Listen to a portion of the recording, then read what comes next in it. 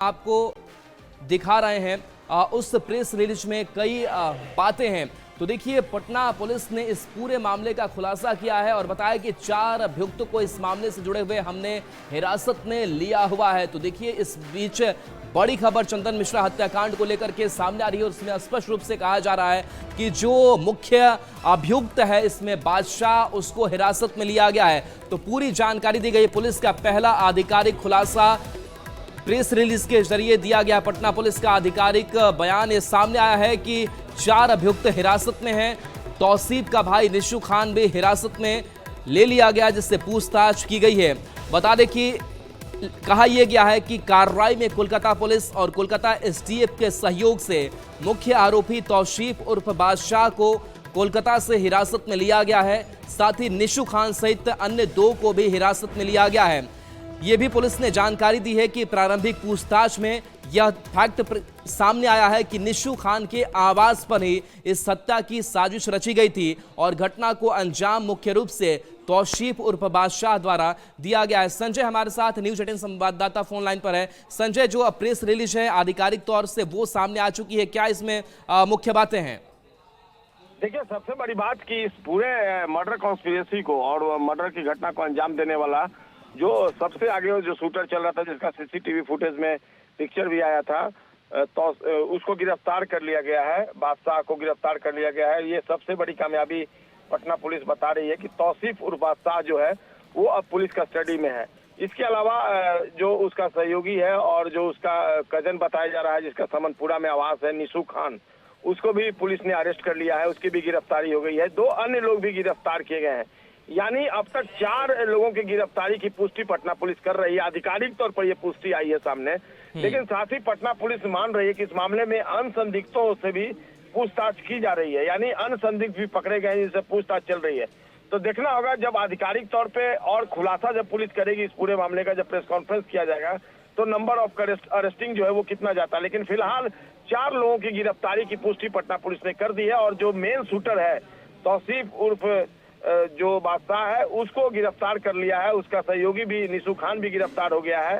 Conspiracy Samanpura स्थित निशु खान के आवास पर रची गई थी। तमाम जो गुत्थियां हैं और तमाम जो खबरें चल रही थी, धीरे धीरे उसकी पुष्टि होनी शुरू हो गई है। बिल्कुल, हमने जो खबर चलाई थी और न्यूज 18 ने जो खबर बताई थी उसकी ही पुष्टि, उस पर ही जो आधिकारिक मुहर है अब पुलिस ने भी लगाई है। हमारी खबर पर मुहर लगी है फिर से।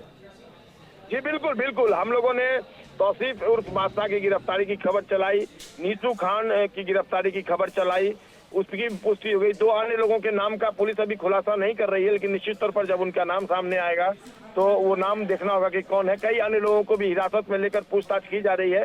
तो वही सारी खबरें जो न्यूज 18 पर चली है, उन पर पटना पुलिस के आधिकारिक बयान से एक बार फिर से उस पर मुहर लगती हुई नजर आ रही है। जी, इसमें एक और बात का जिक्र किया गया है कि जो बाकी हिरासत में लिए गए लोग हैं उनको अब पटना लाने की कार्रवाई की जा रही है। तो इसमें कितना वक्त लगेगा, क्या पुलिस करेगी?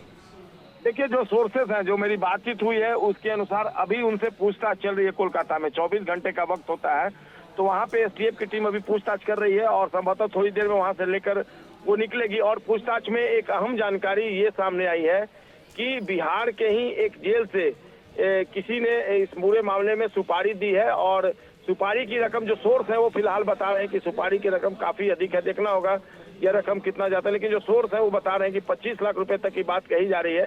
हालांकि ये आधिकारिक बयान अभी नहीं आया इस बारे में। जैसे ही जांच की प्रक्रिया आगे बढ़ेगी, इंट्रोगेशन चलेगा, तो इस बारे में भी पुष्टि होगी।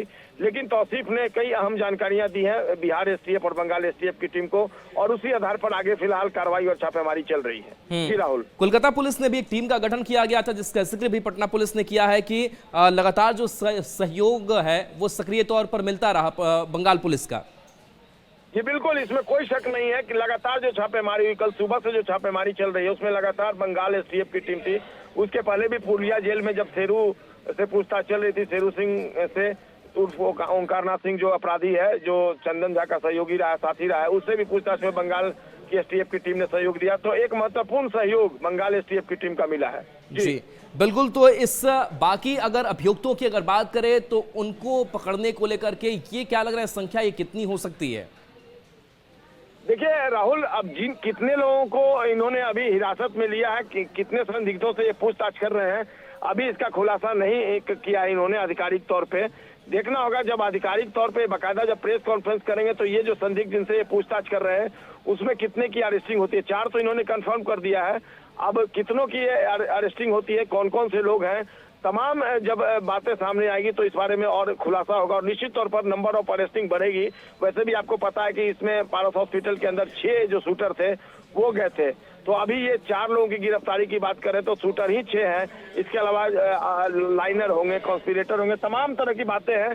तो नंबर ऑफ अरेस्टिंग बढ़ेगी, इस बात से इनकार नहीं कह सकता। जैसे जैसे ऑपरेशन आगे बढ़ेगा और एक्यूज जो है इस मामले में गिरफ्तार किए जाएंगे और फिलहाल ऑपरेशन चल रहा है और देखना होगा कब तक पुलिस को पूरी तरीके से कामयाबी मिलती है। लेकिन सबसे बड़ी राहत की बात है कि तौसीफ उर्फ जी बिल्कुल, चलिए बहुत बहुत शुक्रिया इस अपडेट के लिए आपका। और देखिए जो प्रेस को जानकारी दी गई है और उस जानकारी में कई महत्वपूर्ण बातों का जो जिक्र है वो पटना पुलिस ने किया है कि हमने 4 अभियुक्तों को हिरासत में लिया है और लगातार हम आगे की जो कानूनी कार्रवाई है वो कर रहे हैं। और चलिए न्यूज़